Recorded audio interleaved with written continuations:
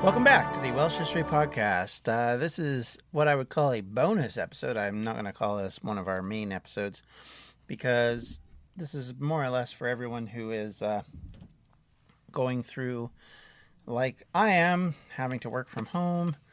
Hopefully, if you are sick, that you're able to recover okay and nothing further happens. It's a crazy old world right now, as we all know. And if you've been listening to podcasts, we're all talking about it. But with that in mind, what I wanted to talk a little bit about today is my experience with family history. So I'm not going with the usual script, which I sit down and write out. This is just for my own personal background, my own personal experience. So I don't need to refer to anything other than maybe my history and my family tree. But other than that, yeah. So with that in mind, let's begin, shall we? So, when researching family history, of course, like everybody, you start with people you know. I'm going to tell you like a couple of different things that, from my experience as both someone who's studied history and as someone who's done family history, you learn pretty quickly that there's a lot of stories in your family tree which turn out to be, if they're not false, they're definitely not quite the way they're described. I think you kind of look at it like the way we tell stories. As people, we talk and express ourselves in certain ways and give out kind of ideas in certain ways. And sometimes those can be, well, not a lie. Certainly says that they can be jumbled. Things can be mixed up. Some things happened that you didn't think could happen. It turns out people mentioned at the time aren't necessarily there. There's all those kind of things. So, I mean, I've had family history stories that were told for decades in my family, which turned out to either be, if not true, then slightly mixed up or mistaken. My mother for years couldn't figure out the name of one of our ancestors and constantly got the last name wrong. And so you can see how if they're doing that, it's getting into everything about it, and it falls to you as a researcher to make sure you get your facts straight and get everything correct and make sure your spellings are correct, and knowing that people in the past aren't going to always spell everything correctly, aren't going to spell everything right, aren't going to do the things in a way that makes sense sometimes. It makes things trickier, and let me tell you, Welsh history is no different on that front. As someone who's done his own family history and looked into things, there are some lessons that I learned very quickly, which I wasn't expecting. And as I've gone on to learn about it, I'm learning more and more that just how complicated it can be. And we all hit roadblocks. So be aware that if you're doing this, you're going to hit roadblocks from time to time. And sometimes you just can't get past them. Sometimes you do. So to go into it in a little bit more detail, for my own family history, my Welsh ancestry is Williams and Jones. That's about as, Welsh as you get, really. And then it passes on into many different other last names and peoples. But the interesting thing and what makes it easier for me than other people is most of my ancestors on the Welsh side pretty much stayed in one area. The Llŷn Peninsula is pretty much where all of my immediate ancestry stayed. And if you look at the size of that area, it's not big. So tracing some things makes it a lot easier. Like I was lucky in the fact that my mother and my grandmother's side actually stayed in one house for for about 100 years. And in that period of time, again, going back to family stories of how it was built and why it was built and all this kind of stuff. The story goes, and that's all I can say. I don't have any proof, is that it was a building that was built over a one night, which is why it was so small and a cottage, because they were given the allowance to build something as long as they could get it up on one night on whatever land they wanted in that village.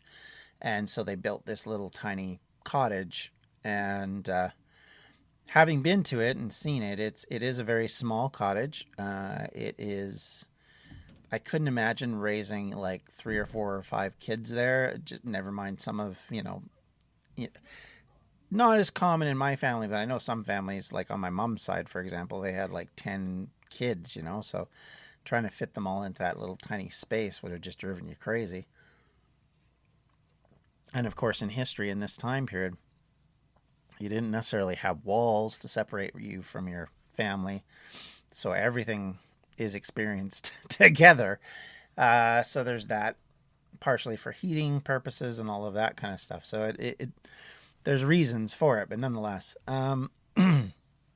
interestingly as well, the or at least interesting to me maybe, is the fact that the house itself was passed down, instead of what you'd expect as a paternal uh, inheritance, wherein it would go to the oldest son. It actually went to the daughter typically, and so it would change last names all the time. The owner would be a different last name, but they were all still traceably related for, like I said, for about 100 years, right from the end of the 1800s till the beginning of the 1900s. And the house still exists. I've been to it. It is tiny. There is no doubt. The fireplace is massive in it, as you can imagine from an old, Georgian / Victorian home. And it is very, very interesting, and it sits on a really cool spot. And I've always thought from time to time I would love to buy it. But regardless of that, it is in a place called Rhu, which is spelled Rhiw. If you look on Old English maps, they spell it Rue, which makes sense if you're thinking about it from a pronunciation standpoint. But from Welsh spelling standpoint, obviously makes no sense. It is a little tiny village, really small. So how did I find all that? How did we get to that point? Well, for me, it was all about going to. My mother and my father and my grandparents had already done a bit of work. They'd traced back a few generations, not a lot, like I think to my great great grandfather on the one side, and my great great grandfather on the other, and that was about it. And that was as far as we had gotten. And so this is, before the days the internet was really big, and the usage of it. And so there wasn't, a lot of family history documents online. You couldn't find anything unless you went to the source. So you kind of had to stumble along. So for me, what ended up happening was I moved to Britain, and in the process of moving to Britain, and specifically moving to Cardiff, when I had done that, one of the things I did was I went to Aberystwyth, which is where the National Library of Wales is. And it just so happened that they had censuses on file there that I could look up. And then more importantly, they also had transcripts from various parishes. So one of the biggest things that you're going to find when you're doing your own family history is that parishes are kind of the bread and butter of a lot of things, because government record keeping is very, very minimal the farther back you go. And certainly by the end of the 1800s, or the beginning of the 1800s, you lose much of that. And really, at that point, the religions are the only people keeping track of anything. So marriages, births, deaths, all of that kind of stuff is kept track of by the church, whereas the government only really keeps track of that for a very minimal amount of time in history. So you don't have a lot of evidence of stuff from a government standpoint unless your ancestor went into the military, or if they went on a ship, because you'll get those sometimes informationally, like if they crossed the ocean. I was able to track my ancestors when my grandparents came across the ocean for the first time, and then my grandmother when she went back for my grandfather's funeral. I was able to trace those based on that kind of information. So you can look up some information that's helpful from a government aspect, but it's very minimal, and it's very centralized in the 1800s, 1900s, and forward. You don't really get it before that. And of course, censuses go on in that period of time and don't go on before that, really. So you don't really have lots of evidence before. Well, basically in Britain, I argue about 1820, 1830 range. It all gets very vague after that. So what you want to do is you want to be able to find your relative at the beginning of the 1900s, when kind of like usually your grandparent or your great grandparent were alive, track them down and then work your way back from there. That's the easiest thing you can do because it's people you actually know. You probably have some details on their life, so you know where they were born. You might know when they were born, that kind of information. And you can start from that and work backwards. And with online stuff, you have opportunities with places like ancestry.com or .co.uk or .ca or whatever else the designation is to actually look more of this stuff up and centralize your searches so you can actually get very specific about different things. So nowadays it's a little easier, but I got lucky in my search. I ended up finding my ancestors, my great-grandfather and his wife and their son, my grandfather, along with the rest of the family in a search. And because of that, I was able to go back and find my grandmother's family. And as it turned out, my grandmother's family was easier to trace back beyond that. And quickly, I strung up on the fact that through the censuses, they were living in a house called Fron Olu, which means effectively like light on the hill or that kind of thing. It's a very religious kind of idea. And it was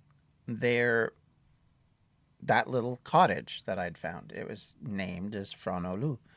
And because of that, I was then able to go back and through the records, trace back the possession of that house through my family tree. Hey, podcast listeners, I'm Paul Brandis introducing my podcast, Countdown to Dallas.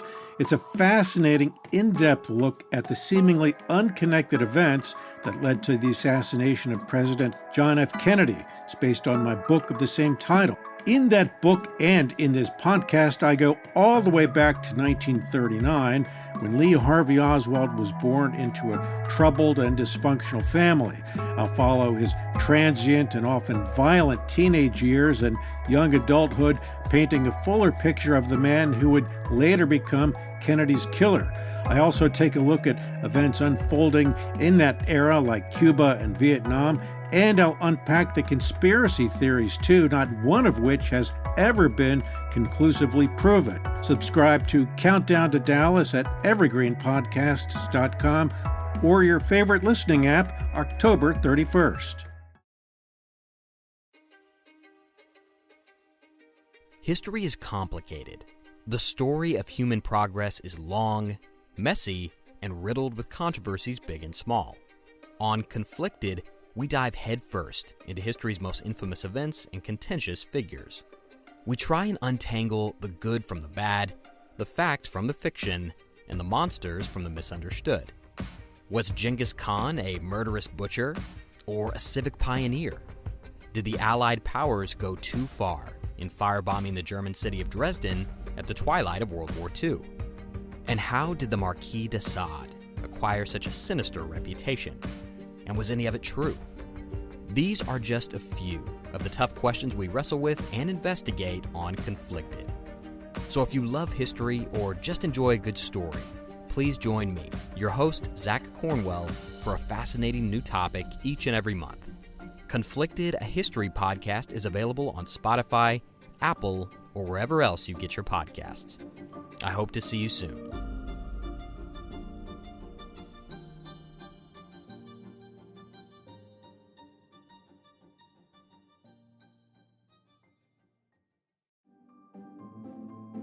Greetings from Evergreen Podcasts. We're rolling out a listener survey and we want to hear from you. The information in the survey will help us gather statistics and in turn make our shows more appealing to advertisers. I know most people don't like ads, but this is one of the only ways our shows make money and help keep their lights on. We promise it will only take a few minutes, but the impact on our podcasts will be tremendous. As a token of our appreciation, we'll randomly select one lucky participant each month to win an exclusive merchandise package from Evergreen Podcasts. Head to evergreenpodcast.com/listener survey to help a show and possibly get some free stuff for doing so. We can't thank you enough for the support. Now back to the show. Which is amazing. Now, of course, you had to verify a lot of things. So this is the other thing. just because you find that doesn't necessarily mean it's accurate. You now have to go back and you have to double check everything. You got to go back, double check records. So one of the things I ended up doing at the National Library, which was very helpful, is going through the bishop's transcripts. Now, these days, most of them are on microfilm or microfiche. You can scan them that way. Weirdly, with this particular set, they hadn't done that yet. And the copy of microfilm that had been done, I'd actually seen later, was so awful because, unfortunately, they're taking pictures of it and they're mass producing these things, and they're not checking.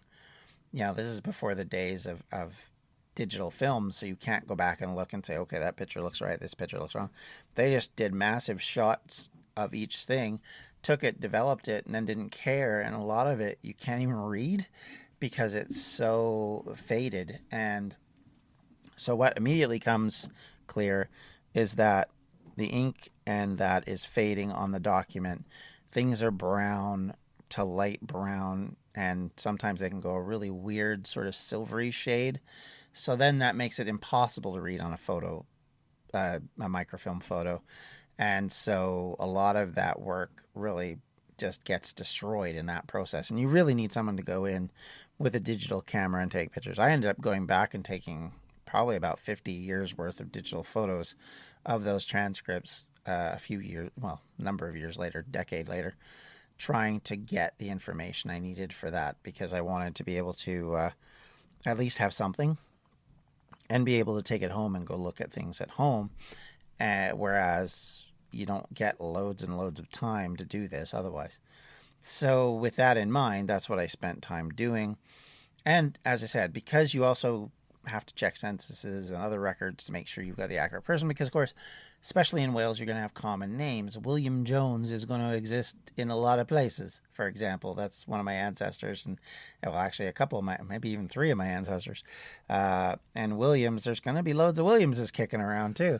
So you can't just assume, like I have a great-grandfather named Owen Lloyd Williams, a grandfather named Owen Williams, and his father was William Williams.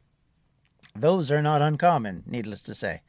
So those kind of things mean you have to back check, fact check, double check a million times over with your records and details as much as possible, because it's super easy to get the wrong person in those circumstances.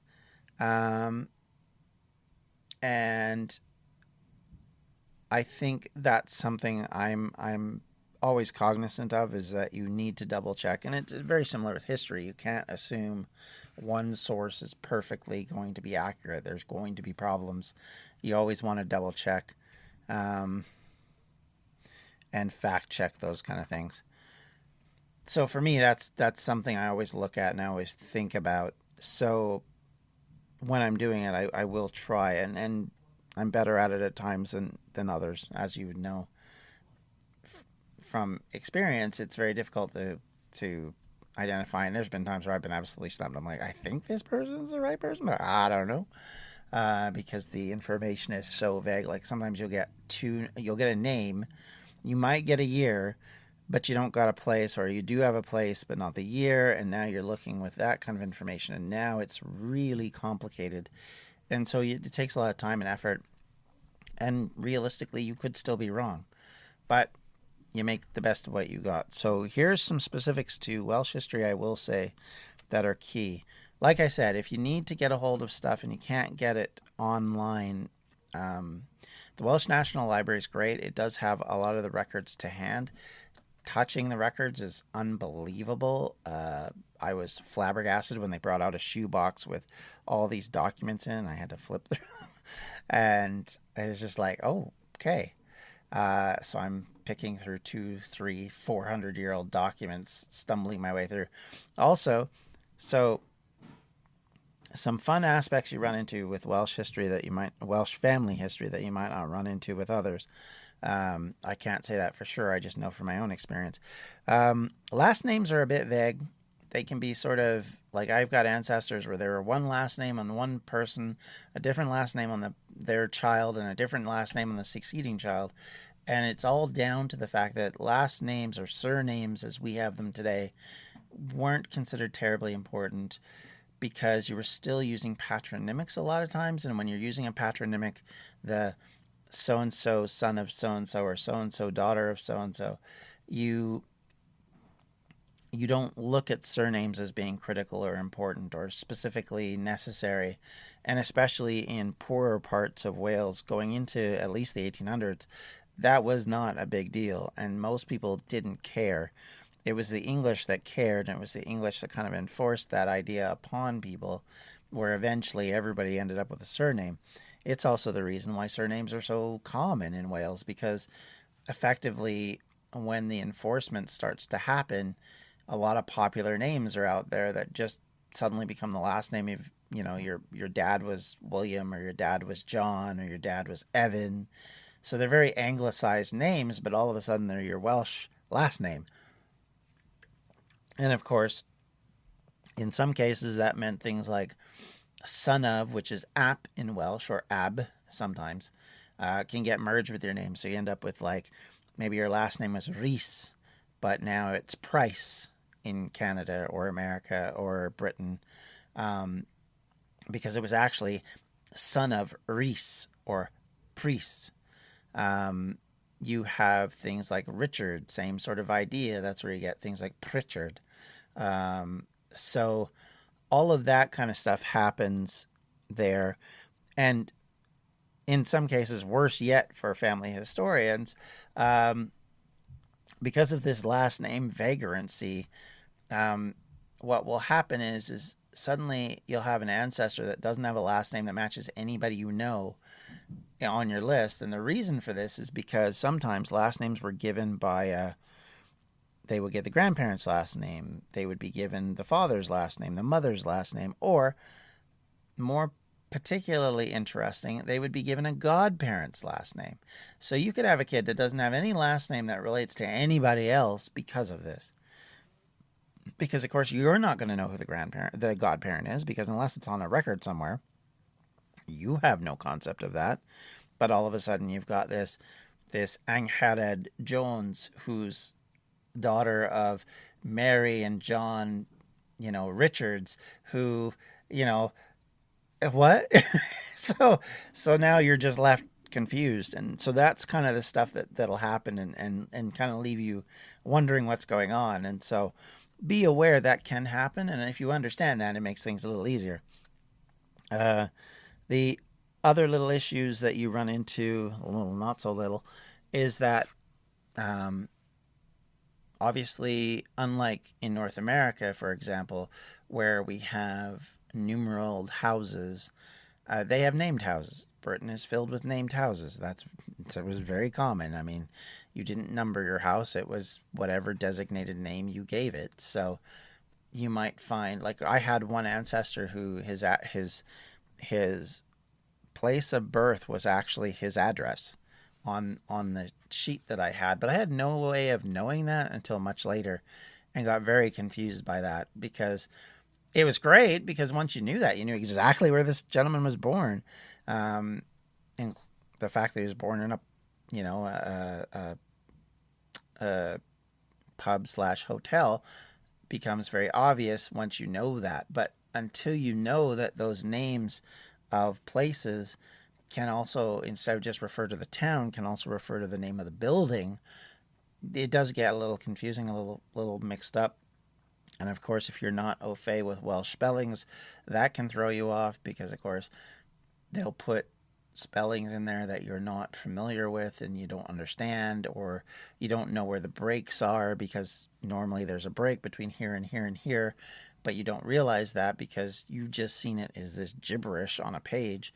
So all of those things are kind of important to understand, and as you're going in, those are the kind of things you have to make your way with.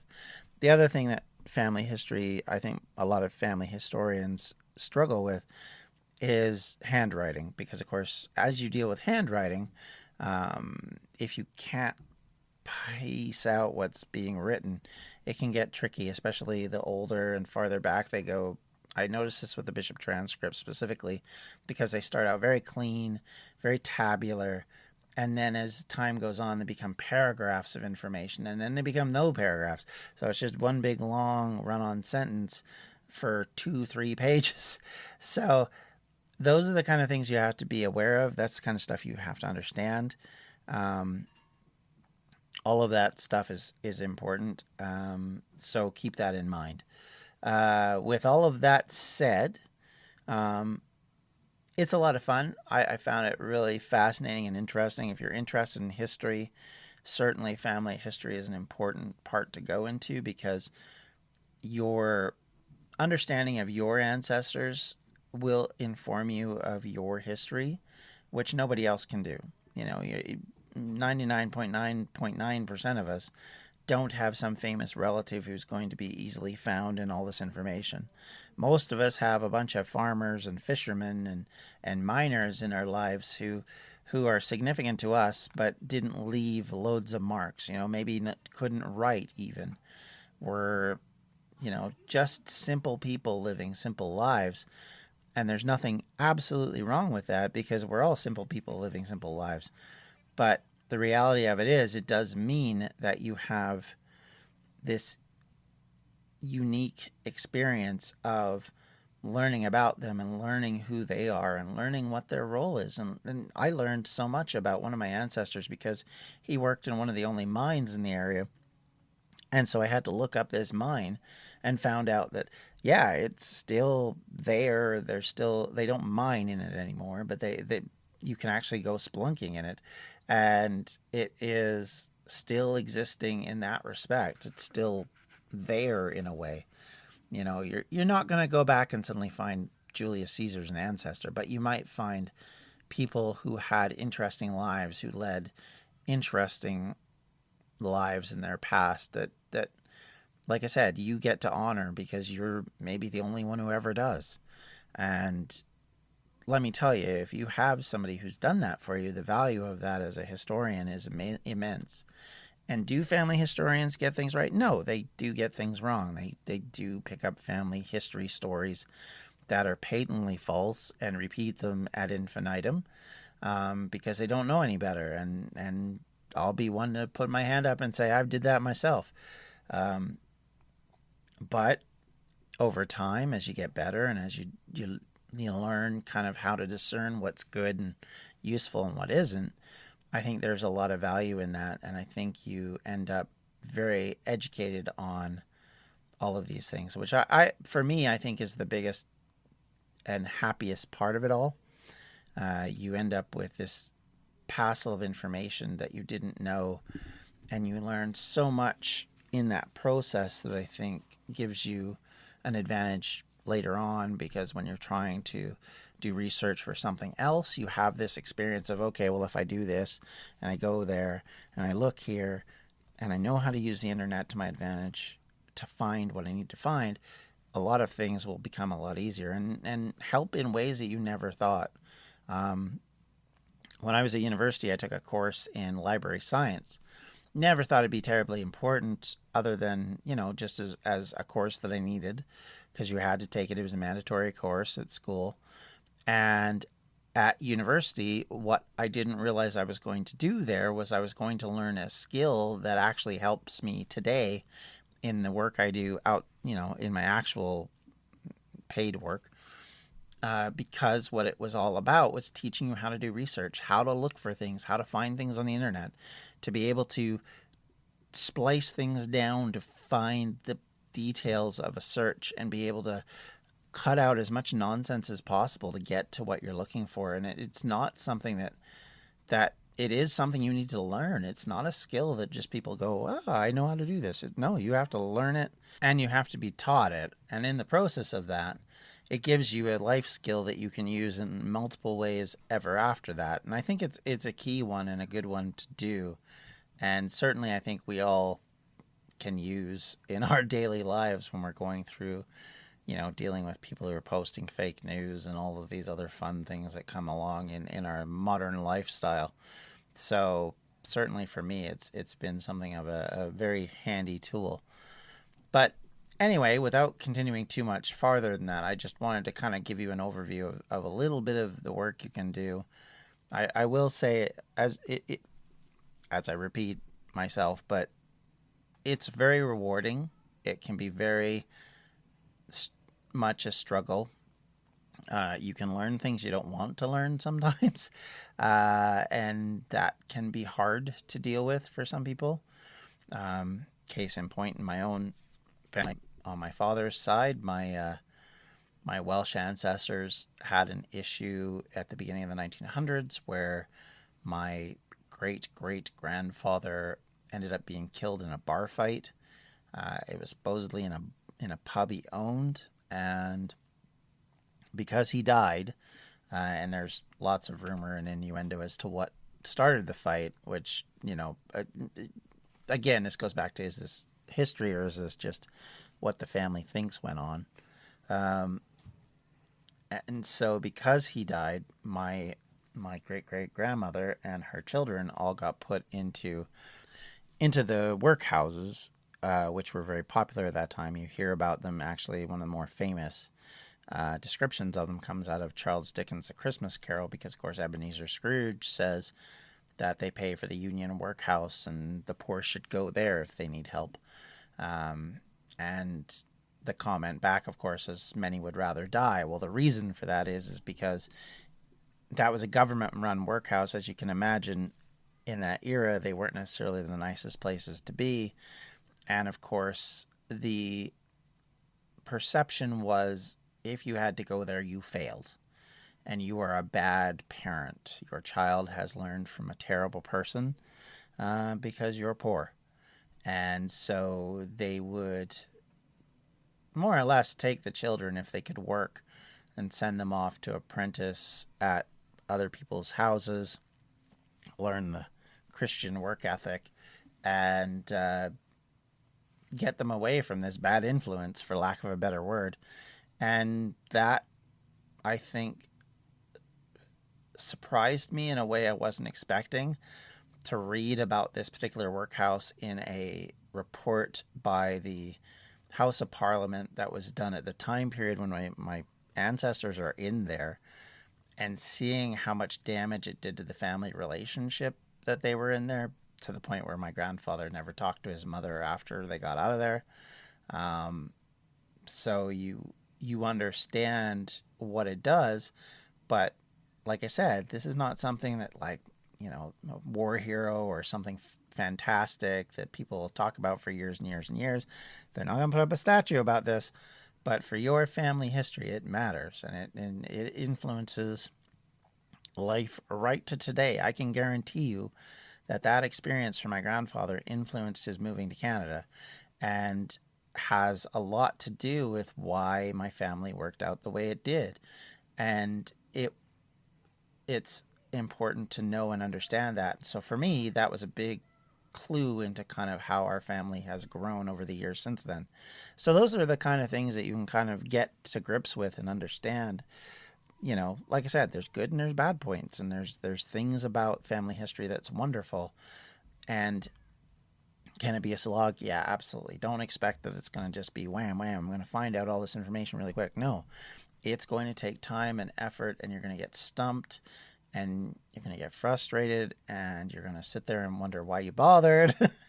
But all of that said and done, it is rewarding. And if you have an interest or an inkling to do it, there are ways to get help. And if you don't really have the interest or inkling, you can hire people who will do it for you. And, they've been trained in dealing with those things. And some of them you can find in Wales. So if you have Welsh ancestry, they will look for you there, and they have tools and abilities to get to things that you can't. So all of that said, that's our bonus episode for today. Regular episode coming out next week, and probably I might do another bonus episode or two over the next couple of weeks as we have to all sit indoors. I hope you found this valuable. If not, we will never do it again. But I really hope you found it valuable and interesting. And until next week, everyone, take care. Have a great day. And if you have any comments, questions, or concerns, you can reach me at the Welsh History Podcast at gmail.com. You can reach me on Twitter at Welsh History Pod, or on Facebook. You can join our community at facebook.com/Welsh History Podcast. And until next time, everyone, take care. Thank you. And have a great day. Bye. This has been a Distractions Media production. And for everything we do, check out distractionsmedia.com.